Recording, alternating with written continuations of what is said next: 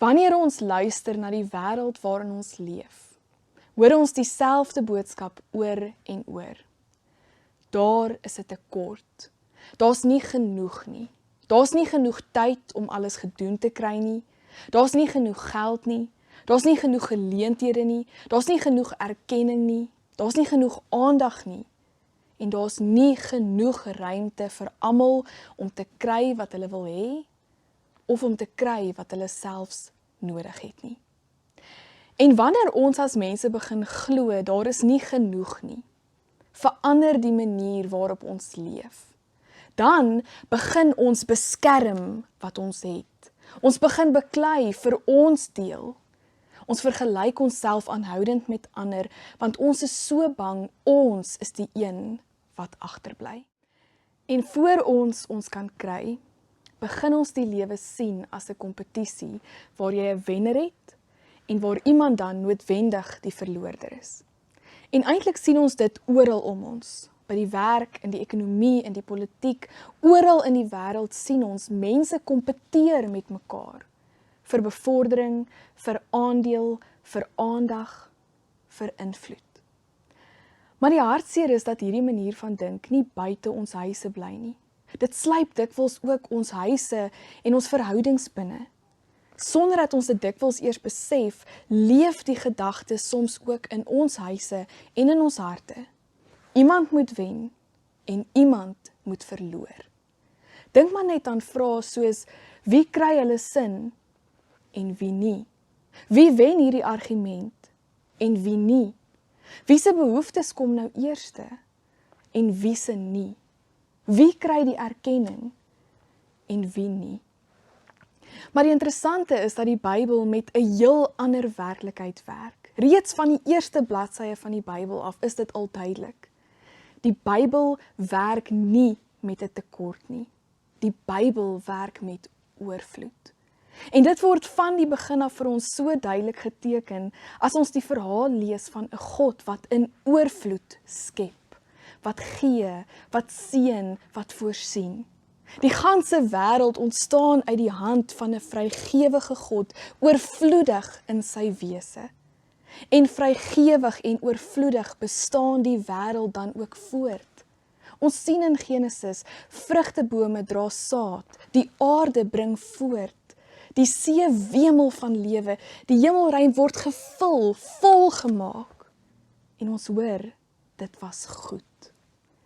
En die mens ontvang die ganse skepping as gawe, maar ook die opdrag, sit dit voort, leef in God se oorvloed. Maar dan kom sonde die wêreld binne, en saam met die sonde kom vrees, en kom die bewustheid van tekort en van beperking. En dan sien ons, mense begin om nie meer te leef vanuit die vertroue op God se goedheid en sy oorvloed nie, maar vanuit die bekommernis dat daar nie genoeg gaan wees nie. Dat ek tekort gaan kom, dat ek dalk gaan verloor, dat iemand anders dalk gaan kry wat eintlik myne moet wees. Dink maar hoe Genesis se verhale verder verloop. Mense leef vanuit hierdie skaarsheid en dan word alles 'n kompetisie.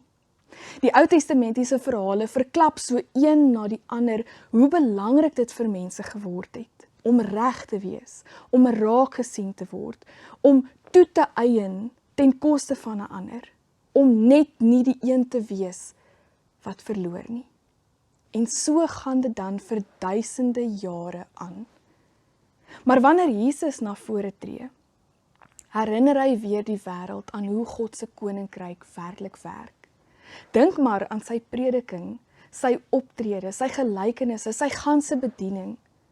Dit alles spreek van oorvloed en nie van tekort nie. Water verander in wyn en nie net genoeg wyn nie, maar oorvloedige wyn. 5 brode en 2 vissies word genoeg vir duisende en nog 12 mandjies bly oor. Die vader van die verlore seun het genoeg liefde vir albei sy seuns. Die eienaar van die wingerd het genoeg goedheid vir die eerste en die laaste werkers. En by die groot feesmaal is daar altyd nog plek vir meer mense. Oor en oor verkondig Jesus hierdie waarheid. Julle leef nie in 'n wêreld wat deur skaarsheid regeer word nie. Julle leef voor 'n Vader en vanuit 'n Vader wat oorvloedig gee. 'n Vader wie se liefde nie opraak nie, wie se genade nie uitgeput word nie en wie se goedheid nie minder word wanneer hy dit met ander deel nie. En dit dien as die agtergrond vir die volgende gewoonte waaraan Stephen Covey ons in sy boek The 7 Habits of Highly Effective Families voorstel. Want gewoonte 4 sê, dink, wen, wen. Maar voor ons verder na hierdie gewoonte kyk, dink ek dis belangrik dat ons besef, hierdie gewoonte is eintlik gebou op 'n dieper vraag. Uit watter verhaal leef ons?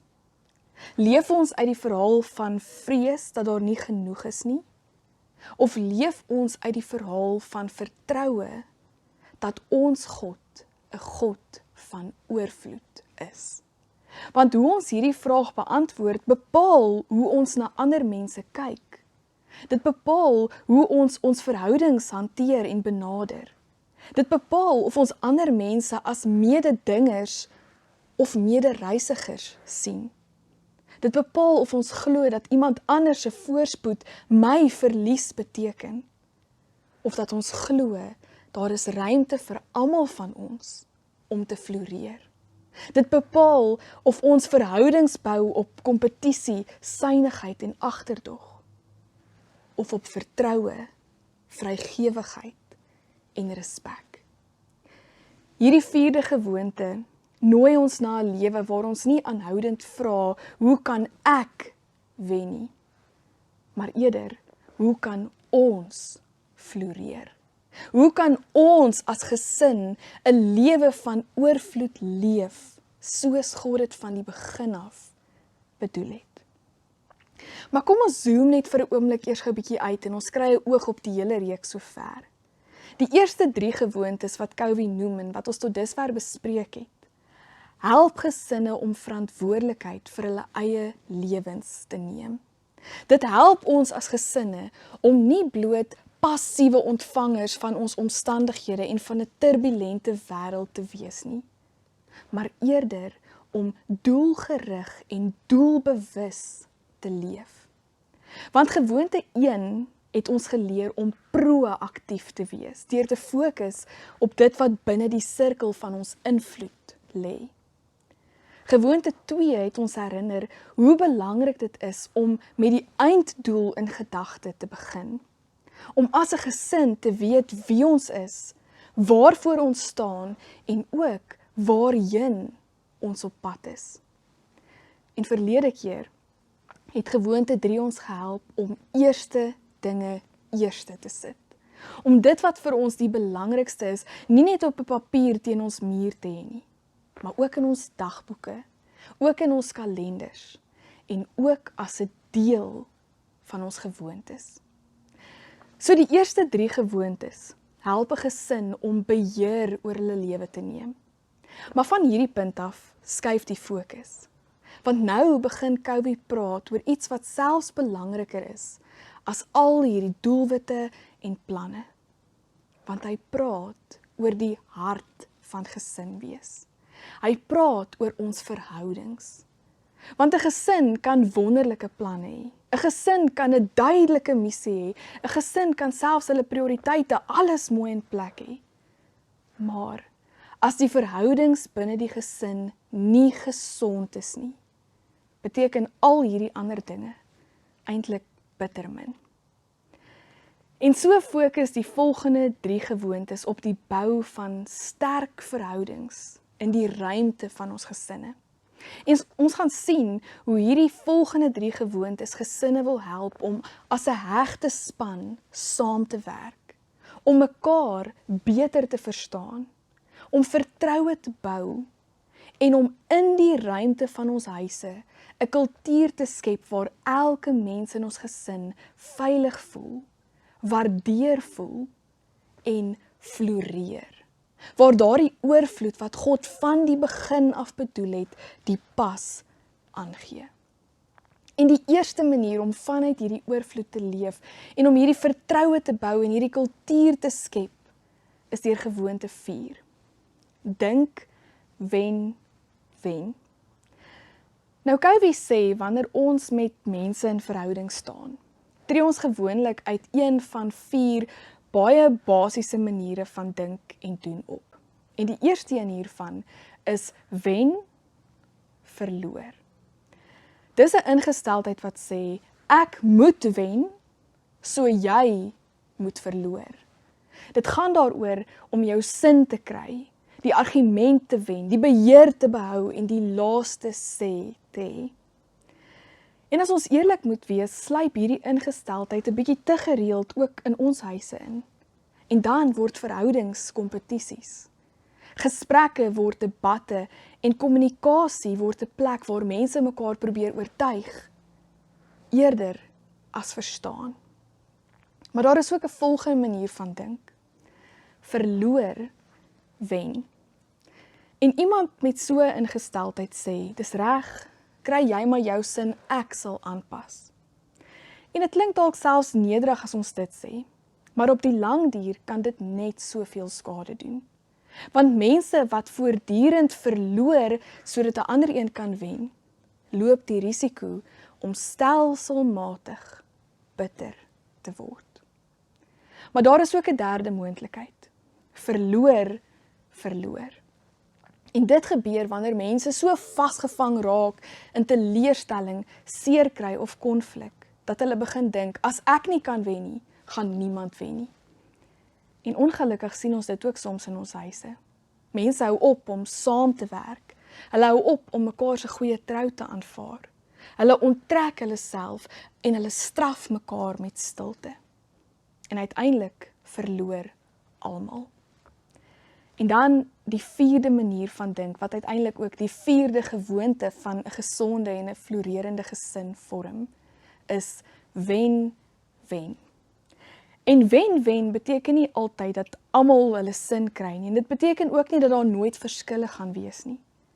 Maar dit werk met die uitgangspunt dat die verhouding belangriker is as die oorwinning. Dit vra nie, hoe kan ek my sin kry nie? Dit vra, hoe vind ons saam 'n oplossing wat die verhouding versterk en wat vir ons almal goed is. Die eerste 3 maniere van dink werk met 'n skaarsheidmentaliteit. Daar is 'n tekort, daar is nie genoeg vir ons almal nie. So iemand moet wen en iemand moet verloor. Dis daardie tipiese manier van dink wat saam met sonde die wêreld ingekom het. Maar wen-wen werk met 'n oorvloedsmentaliteit. Daar is meer as genoeg. Genoeg respek, genoeg liefde, genoeg ruimte vir ons elkeen, soos God dit van die begin af bedoel het. Maar hoe kry ons dit reg om in die ruimte van ons huise en in die verhoudings in ons gesinne, vanuit die oorvloed te leef wat God vir ons en vir die ganse skepping wou hê? Hoe skep ons 'n wen-wen ingesteldheid en kultuur in ons huis? Nou die eerste belangrike ding wat ons moet besef, sê Covey, is dat wen-wen nie in die eerste plek begin met spesifieke tegnieke of strategieë of onderhandeling nie. Dit begin in die eerste plek met vertroue. Want dink daaroor, wanneer ek iemand nie werklik vertrou nie, wanneer ek onseker voel oor hulle bedoelings, wanneer ek wonder of hulle regtig ook my belange op die hart dra, dan raak dit amper onmoontlik om saam oplossings te soek. Want dan voel ek onveilig. Ek begin myself beskerm en ek probeer my posisie verdedig. Maar wanneer daar vertroue is, gebeur iets anders. Dan kan ek luister. Dan kan ek ruimte maak vir die ander persoon. Dan kan ons saam dink oor wat goed is vir ons almal. En dan sê Covey dat elke verhouding in ons lewe amper soos 'n emosionele bankrekening funksioneer. En ons weet hoe 'n bankrekening werk. Jy kan nie aanhoudend geld onttrek as jy nooit iets inbetaal nie. Op 'n stadium raak daardie rekening leeg. En eintlik gebeur presies dieselfde in ons verhoudings. Elke keer wanneer ons liefde wys, wanneer ons luister, wanneer ons by ons woord hou, wanneer ons iemand respekteer, waardeer, ernstig opneem, maak ons as dit ware 'n inbetaling in daardie persoon se emosionele bankrekening. Maar elke keer wanneer ons afbreek, kritiseer, ignoreer, manipuleer of teleurstel, maak ons 'n onttrekking. En hoe leer daardie rekening raak, hoe moeiliker word werklike vertroue. En dan voel elke opmerking soos kritiek, elke meningsverskil soos 'n aanval, elke versoek soos 'n eis waar iemand gaan wen en iemand gaan verloor. Maar wanneer die rekening vol is, wanneer daar vertroue is, dan kan mense verskil sonder om dit as 'n aanval te sien. Dan kan daar moeilike gesprekke wees sonder dat die verhouding of iemand in die verhouding bedreig voel. Dan kan ons openlik praat oor moontlikhede wat vir ons almal goed sal wees. Wen, wen, groei vanuit die grond van vertroue. Maar prakties gesproke, hoe maak ons inbetalings in iemand anders se emosionele bankrekening? Nou, ek wil nou nie baie tyd hieraan spandeer nie, want ek dink dis iets wat julle in die ruimte van julle gesin vir julleself gaan moet uitmaak. Julle is uiteindelik die mense wat mekaar se uniekhede die beste ken. Julle ken mekaar se behoeftes, julle ken mekaar se eie soortige persoonlikhede. En selfs wanneer julle dit nie so goed ken nie, of dalk tot op hierdie punt dit nog nie regtig verstaan het nie, bied hierdie vir jou die ruimte om met 'n oop hart te luister na hoe elkeen in julle gesin dit oor hulle self sou verwoord. Markowie noem 5 maniere wat ek nogal dink vir mense deur die bank iets sal beteken en soos inbetalings in hulle emosionele bankrekening sou voel. Hy sê, eerstens, fokus op klein dinge, op klein voortdurende dade. Want vertroue word baie eerder deur aanhoudende klein oomblikke van aandag, omgee, luister en waardering gebou, as deur groot gebare wat op uitsondering gebeur. Tweedens, sê opreg jammer wanneer jy verkeerd was, want nederigheid bou vertroue. Derdens, wees lojaal aan mense ook wanneer hulle nie teenwoordig is nie. Vertroue groei wanneer mense weet hulle is veilig by ons, selfs wanneer hulle nie daar is om hulle self te verdedig nie. Vierdens, kom jou beloftes na en hou by die verwagtings wat jy geskep het. Elke keer wanneer ons doen wat ons gesê het ons gaan doen, maak ons 'n inbetaling in die rekening. En vyftens, vergewe. Want geen gesin kan floreer as elke fout vir altyd onthou en teen mekaar gehou word nie. En boonop, ons is hier vanuit die onuitputbare genade, vergifnis en liefde van God. Leef uit God se oorvloed. Vertroue word oor die verloop van tyd deur hierdie klein herhalende keuses opgebou. En wat belangrik is dat julle gesin na hierdie video doelbewus hieroor moet praat en saam die vraag moet vra: watter van hierdie inbetalings of watter ander het ons gesin op hierdie stadium die nodigste? Dalk het julle op hierdie stadium meer aandag aan die klein dinge nodig. Dalk meer waardering, meer luister, dalk meer genade, meer vergifnis, meer tyd saam. Julle het nodig om vir mekaar te sê wat julle as gesin en julle as individue se emosionele bankrekening op hierdie stadium leegtap en wat jy nodig het dat hy weer voller kan word. Gesinne floreer nie omdat hulle nooit van mekaar verskil nie. Geen gesin is ooit heeltemal sonder misverstande, teleurstellings of konflik nie. Gesinne floreer wanneer daar oor 'n tyd 'n kultuur van vertroue gebou word. En wanneer mense dan uiteindelik veilig genoeg voel om hulle self te wees, om eerlik te praat, om hulle behoeftes op die tafel te sit, om foute te maak, om jammer te sê en weer nader aan mekaar te beweeg. Dan leef ons uit God se oorvloed en nie uit beperking en tekort nie. Net 'n laaste, maar baie belangrike opmerking. Covey sê dat vertroue nie alleen genoeg is om 'n wen-wen kultuur in ons huise te skep nie. Want ons moet ook versigtig wees vir die dinge wat daardie kultuur stadig maar seker afbreek. Want een van die grootste vyande van wen-wen is voortdurende vergelyking en ongesonde kompetisie. Ons leef in 'n wêreld waar mense mekaar gedurig meet. Wie presteer beter? Wie is meer suksesvol? Wie kry meer aandag? Wie doen beter? En soms sluip daardie manier van dink onbedoeld ook ons huise binne. Kinders of ander gesinslede word met mekaar vergelyk. En dan begin hulle voel, hulle moet kompeteer vir aandag, vir erkenning en vir waardering. En onmiddellik skop 'n skaarsheidmentaliteit by hulle in. En ons gun nie meer sukses en voorspoed en aandag en waardering vir mekaar nie. Want, dink mense, daar's nie genoeg vir albei van ons nie. Maar 'n wen-wen gesin werk anders.